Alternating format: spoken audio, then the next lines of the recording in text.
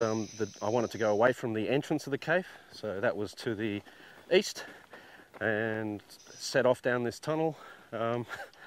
Reeled off, big long, you know, laying line and tie-offs every 20 or 30 metres. It was quite impressive, and the thing was getting slightly bigger.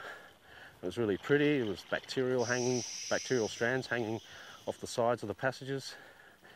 So I got to the Four-Ways, what is now the Four-Ways Junction, and there's a huge massive hanging roots hanging down from this small lake in the roof. That was really quite phenomenal to see.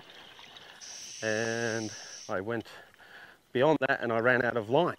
My reel pulled me up short in the middle of this passage. It was just getting bigger and bigger and bigger. We were now talking 15 to 20 metres wide and 7 or 8 metres high and getting wider. So I tied off my jump reel to my primary reel, and that took me another 10 or 15 metres, and it was getting bigger, and it's like, damn. So I put my little reel down on a rock, took one of the torches off of my helmet, pointed it down to the tunnel, and I went swimming ahead, very gingerly looking back the whole time, very nervous, but it was so exhilarating. And I got up to a point where basically the passage branched left and right, just massive dimensions. What was amazing about it was there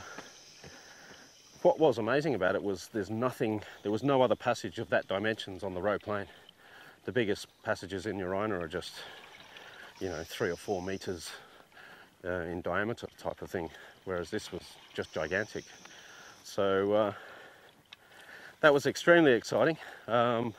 I did a basic line survey, bearing and depth and distance back out.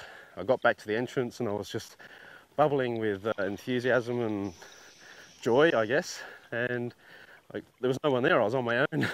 So it was quite interesting to get on my gear back to the car and then race back up to Cocklebiddy Roadhouse, get on the payphone and tell all my mates, Craig Challen and Carl Hall and Andy Nelson and Dean Slater, the guy who was with me, about the discovery and how awesome it was. And they were all like, yeah, Paul, whatever.